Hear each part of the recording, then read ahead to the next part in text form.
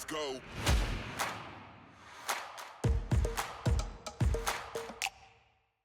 Hello, everyone, and welcome to Zephyr's Adjusted for Risk podcast from the shores of Lake Tahoe.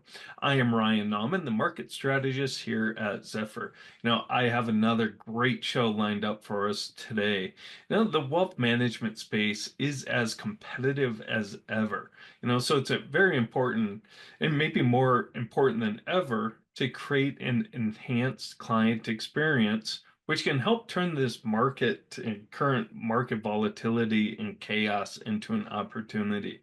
Well, I have on the perfect industry expert to talk about this and much, much more. But first, today's episode is sponsored by the award-winning Zephyr, which helps investment professionals make more informed investment decisions. All right, let's go ahead and get started. I'd like to give a very warm welcome to Adam Grealish. Adam is the head of investments at Altruist. Adam, thank you so much for coming on the show. It's an honor to have you on. Can you tell us a little bit more about yourself and Altruist? Yeah, of course, Ryan. Thanks so much for having me on. Really appreciate it. Looking forward to the conversation. Um, myself, I'm head of investments at Altruist. So I spend my time really thinking about how advisors are building, maintaining, and understanding their investment portfolios for their clients. Altruist is a custodian geared specifically for financial advisors, specifically independent RIAs. And the way that we like to think about ourselves is we're specifically focused on fast-growing modern RIAs. So firms that are growing really quickly and want to lead with a really tech-forward implementation of their practice and a really tech-forward experience for their clients. Mhm. Well, it's perfect, Adam, because technology is driving so many facets of really of this industry, whether it's on the investment side and ETFs and separately managed accounts and so on, or, just on the business practice management side that financial advisors are dealing with. And financial advisors, especially the modern ones that are really focusing on growth that you're talking about, they're always trying to uncover different ways to create efficient workflows. So really they can spend more time on things that bring more value. Not saying those tasks and processes that they're trying to create efficient workflows aren't valuable, but so they can meet their clients more and build stronger relationships. What are some of the tasks that you see financial advisors trying to make more efficient?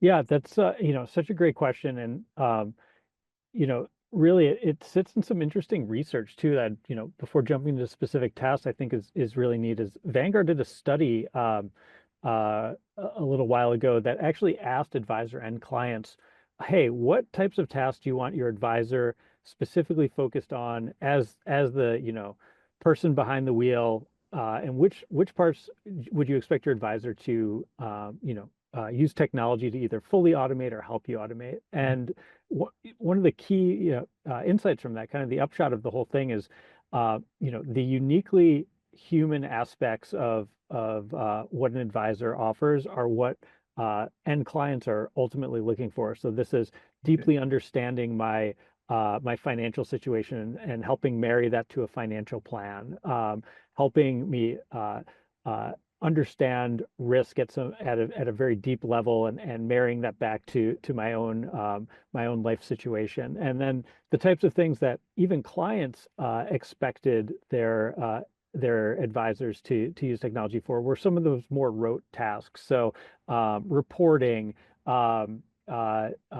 day-to-day portfolio management and rebalancing and things of that nature. So it was really neat to see that um, even the end client is really expecting advisors these days to use technology to really free up their time to do the parts that are uniquely cannot be replaced by technology. And if I were to call out a few here, certainly on the theme of fast-growing firms, account opening is a big one. So Okay. being able to open accounts quickly and digitally, as opposed to futzing around with paperwork, getting wet signatures, or even DocuSign, having them get rejected for X, Y, Z reason. So seeing really fast and efficient onboarding processes becomes not just a nice to have, but really imperative as firms are growing quickly. Another area that I mentioned earlier as well is uh, ongoing maintenance of an investment portfolio. So that ongoing portfolio management piece, both in terms of managing risk and day-to-day rebalances, managing cash flows, and making sure you have the right balance of cash for your clients in those accounts. And I would also add in more automated tax overlays and active tax management strategies as things that really are a sweet spot for technology to step in. If I think about what computers are really good at, they're great at uh, processing a lot of data really quickly and making kind of deterministic actions on that data. And this describes day-to-day portfolio management really well. You're getting information in from the market, and you already have set your investment objective, and just comparing the two against one another and making the right changes when appropriate. Adam, you brought up kind of some terrible memories that when I started in the industry of all the paperwork that you needed to open up an account and just like the back and forth, you need initials everywhere. And it's like you had to have an hour meeting with the clients just to go over the account opening and paperwork and transferring. And God, some of it was just a nightmare. So I love it that you're saying, that account opening is one of the primary tasks that are trying to be automated. Yeah. And, on the investment management side, and you talk about, making it more efficient in those workflows, such as rebalancing or tax efficiencies. Are you seeing financial advisors like outsourcing a lot of their investment management piece to maybe a third party, or are you still seeing keeping it in-house, but trying to use technology to make it more efficient? Yeah, we see a pretty healthy mix of both. So it really depends on um, how an advisor is kind of building the practice and where they view their core competencies. So we certainly have some advisors who are financial planning first, and in this case, they view their unique value add as doing deep financial planning, really deeply understanding their client's situation, and building financial plans off the back of that. And for that type of advisor, we often see them um, doing more outsourcing on the portfolio management piece. So we'll see them making use of model portfolios, for example, as a really great tool to help take take some of the best thinking from some of the best asset managers in the world, honestly, and putting that together for their clients. So on top of that, we'll see advisors putting portfolios together themselves, and really setting that up on top of an automated rebalancing system. So, it takes, again, a lot of the day-to-day management out of the equation, and gives the advisor more time to focus on other things. So we see a mix of both, and then sometimes we see them actually mixed together as well. So with like UMA capabilities. So we'll see a mixture of different asset managers. Say they love a certain manager for equities, or maybe international equities, and a different manager for the fixed income piece. But then also having the ability to overlay maybe some high conviction individual securities as well. So, but by and large, the common thread through all of this is seeing advisors really leverage technology and additional expertise to scale themselves. Hmm. Yeah. And you brought up scalable and making the process, more efficient, but it goes along with being scalable. And we talked about it earlier in our prep call yesterday about personalization, making the investments personalized. So, Adam, you and I.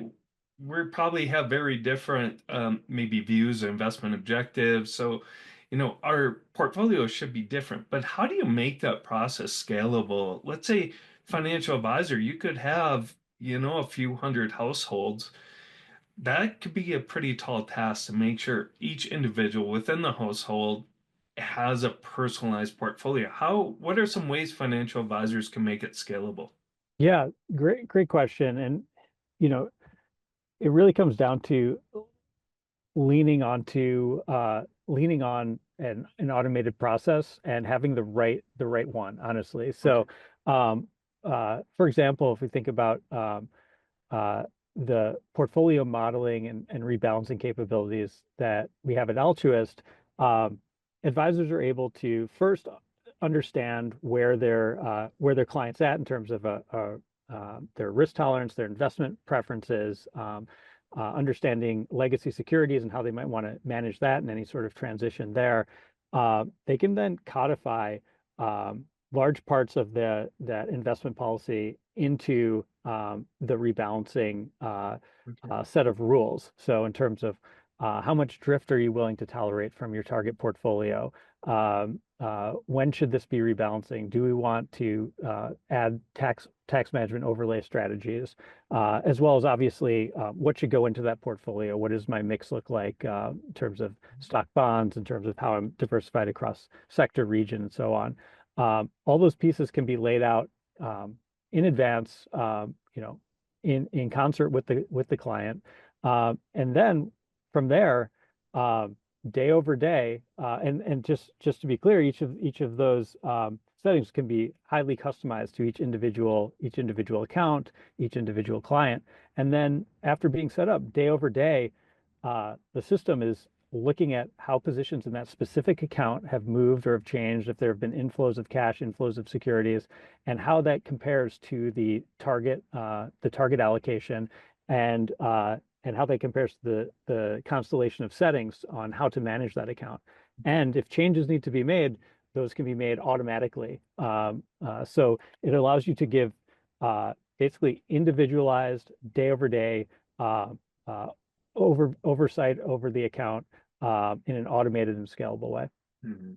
Fantastic. And we're seeing that a lot here at Zephyr too with separately managed accounts. Just, they're growing in popularity. More people are asking about SMAs because of transparency, and it also goes along with what you said, potentially outsourcing those or the models. And we're going to talk about a little bit later too, potentially about, direct indexing, kind of a take on separately managed accounts, but seeing a lot of demand there for the benefits they bring, but also some efficiencies also that allows for customization and personalization, what you just mentioned.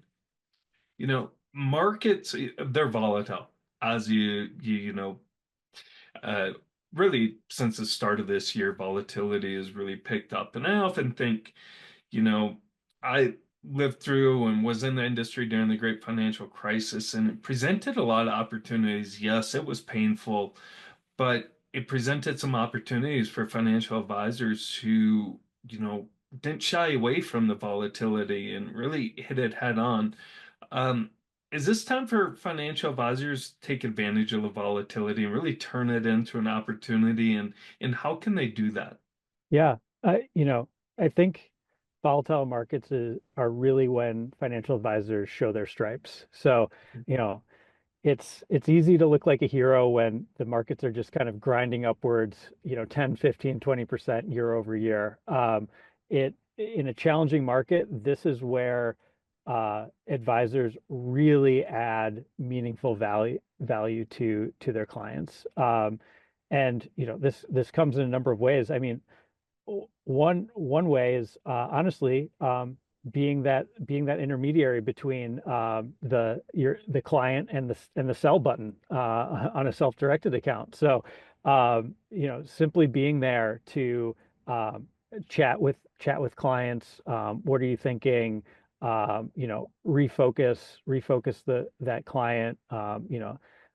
Be able to zoom out of this day or this week or even this minute of what's going on and zoom out, hey, this goal's, 10, 15 years down the road. Uh, I think is extremely valuable. So, that's certainly one piece of the equation.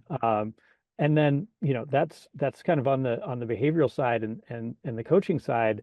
This is also a time when, as a financial advisor, you're able to add concrete and specific value through actions. What are some of those actions? Potentially rebalancing account as positions are getting out of whack.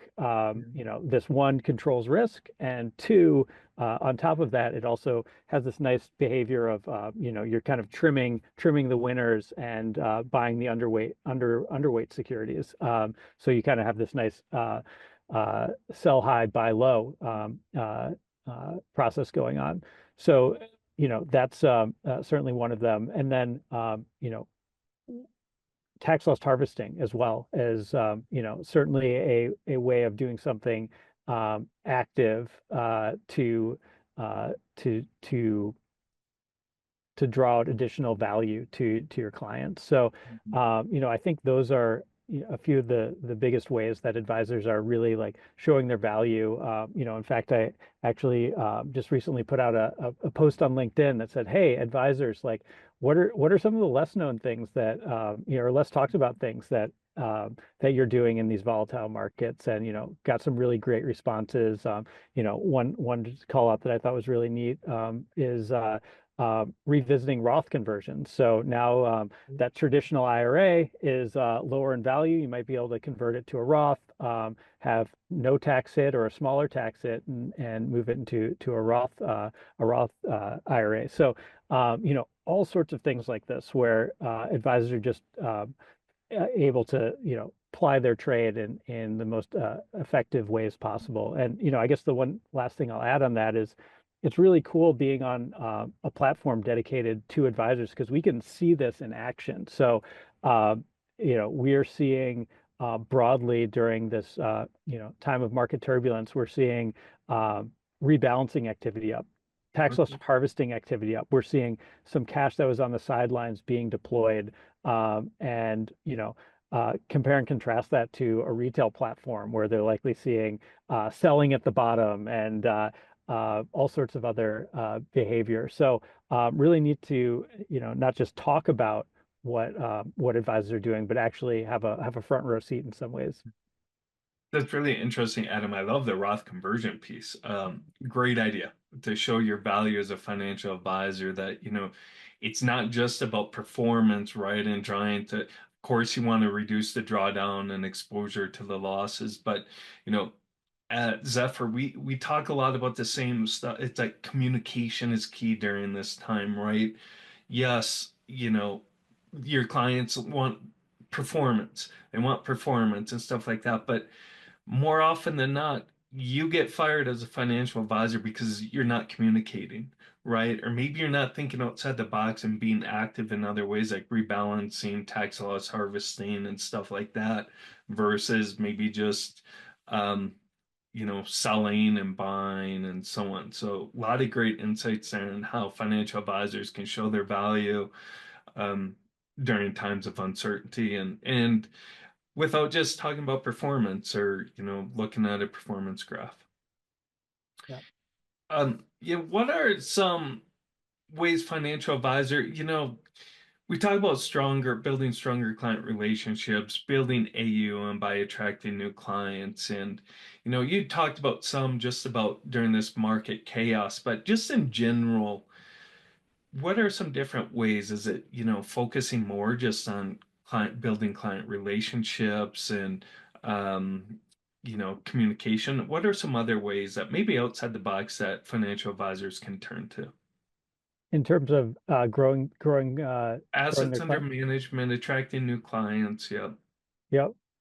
Um, yeah, in terms of like attracting assets, growing new clients, you know, well, one thing I'll talk about a little bit is, we do this really neat series at Altruist, about three or four of them a year, called Altruist Academies, where a small group of advisors come together, about 40 to 80 advisors, and it's really kind of, there, we have speakers and so on, but there's also a lot of peer-led learning. And one of the best sessions that that is there talks about how advisors are growing their practice through referrals and just all the different ways that you kind of underappreciate that the opportunity is to check in with someone and you know a great example is someone's an alumni of XYZ school and they just won a big game in March Madness, for example. You give them a congratulation and just staying connected with them, and those connections lead to hey, if you happen to know anybody that would benefit from what I'm doing. So referrals is a big one.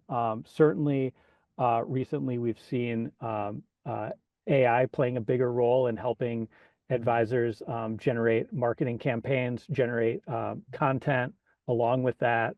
I saw a really amazing tool, and it's not just in like AI generated content because that's pretty bland and not that interesting, but using AI like one to help you kind of honestly as a thought partner. So like, hey, I'm thinking about writing on this topic. Like, could you help refine my thinking? What are some angles that would be interesting? Hey, here's the set of clients that I focus on. How like what specifically about market volatility might they be thinking about that I should focus on? So definitely have seen folks use it as a thought partner, as an editor, as an idea generation. So not just like, hey, write me an article on this, but as a way to help kind of at every step in the process in various ways. Also saw you can also think about it from the tooling angle. Saw an amazing tool recently that edited video for you. Video is a very powerful tool for advisors to grow their practice. And it's a bit daunting to get in front of the camera. You try to say your name and you stumble 5 times. A really cool AI tool that you just keep recording, stumbles and all, and it actually creates a transcript of the entire thing. You can press one button, it removes all the filler words, all the uhs and ums, just removes them like magic. You can actually take snippets of your text that's transcribed there and copy it and paste it and move it somewhere else, and it will literally rearrange the video. So like, we're in this era of some really amazing and powerful tools, and all of which I'd really encourage advisors to experiment with to help grow practice. You just talking about that, my eyes and ears are perked up like, oh my gosh, I need to figure out these tools to edit and the video and also my commentary and stuff like that. Editor would be fantastic. But it's good to see that financial advisors who can be a creature of habit are opening up, and it's probably more of those modern advisors to AI, to technology. How can it help them? On the investment side, are you seeing, and like you said, that's a lot on content, which I think is out there. Are you seeing a lot of new trends in the investment side on how AI can help, like you said, automate or maybe make the investment process better or, more efficient? Yeah, I mean, I think one of the biggest trends we're seeing, and maybe, I don't know if like AI is somewhat, can be somewhat involved here, but I think it really sets the foundation for more AI involvement in the future is direct indexing. So certainly, if I think about trends in investments that we're certainly seeing at Altruist, and I think broadly folks are seeing across the industry, is a definite uptick in interest and focus on direct index investing. Advisors are seeing that demand from clients in some cases, certainly with some of the more prevalent direct to retail DI offerings, as well as just as advisors are thinking more about their practice and how to differentiate themselves. If I think about DI, it kind of strikes me as like where we are today with DI is kind of where ETFs were in the 90s. In many ways, it's just a better mousetrap than the mutual. ETFs in many ways are a better mousetrap than the mutual fund. DI in many ways is a better mousetrap than the ETF. And technology has really just recently gotten to the place where it's more broadly accessible. So Okay. Altruist has so some of the most accessible direct indexing products in the marketplace in terms of low minimums, low cost, and so on. Um, so I think about DI as just like really conferring a ton of benefit, and advisors are tuning into it. And like, specifically, what are those benefits? Benefits around customization, and taxes, and transparency being the main three. And if we think about how that feeds into growing a practice, this really helps differentiate an advisor. Like, hey, going back to that theme of personalization, being able to customize a portfolio at the pinpoint granular level of the individual securities is valuable. Specifically, if you take cases where folks have embedded legacy positions with embedded gains and are looking to do portfolio transitions. Mhm. And then, the second piece of massive value and point for potential differentiation is on the tax side as well. So direct indexing just creates a lot of opportunities for tax loss harvesting, even in up markets, because individual securities are down, even if the index overall is up. So yeah, I think that is an area where there's a lot of room for differentiation and providing outperformance to the end client as well. Now, I'm glad you brought up direct indexing. We hear so much about ETFs, and rightfully so. But I was just at the exchange conference a couple of weeks ago, and the different ETFs that are out there, the inverse and the double leverage, it's just mind-boggling. And just I just as a financial advisor, question: how do you present that to a client in a way that you can easily understand it, right? I can't really understand some of them, and I'm a firm believer in knowing what you invest in Yeah. and understand it. With direct indexing, it's easy, right? And it's interesting. Wealthmanagement.com, I just read an article that, very few RIAs or a low percentage still don't use direct indexing. So there's a lot of opportunity there. Yeah, 100%. I mean, there's like over 20,000 mutual funds, there's over 4,000 ETFs. So like, every, that's substantially more than there are US securities. There's somewhere around 4,000 individual US securities. So and then in terms of funds, there's over 24,000 including ETFs. So yeah, absolutely there's a, a ton of different options out there. Some probably have more merits than others. Uh, but yeah, direct indexing, what's great is it's both at the same time very straightforward and very sophisticated in the right ways. Yeah. So very straightforward and it's easy to understand. Like, hey, do you want to track large U.S. stocks like like the S&P 500? Yes, pretty easy to understand. Okay, like how can we supercharge this? Well, one, you're holding all the individual names. You can tax loss harvest them individually. Uh, Two, you know exactly what you're holding. You can see it in your statements. Three, to the extent that you want to make adjustments to this portfolio, it's super easy. Particularly I think about folks who have embedded positions, like embedded gains in tech positions, for Yep. example, like, no reason to, buy the S&P and get another 6% Apple exposure on top of the already like tech heavy positions you might have. So yeah, we've seen a lot of focus and demand from advisors in that aspect. Yeah. Adam, I think it's great, even though some of the innovation, it just spins my head and is like, I don't understand this. And that's one of the reasons why it took me so long and still kind of a skeptic of Bitcoin. It's like forever, I just couldn't understand it. I like didn't see the investment value in it and so on. I missed the boat on it. And, um, it's probably still not too late, but forever is like, and that's how I feel with some of these ETFs. But at the end of the day, though, these more options, it just adds to the toolbox for a financial advisor and makes it so they can provide better solutions for their clients. So, and I guess that's all that what matters most, right?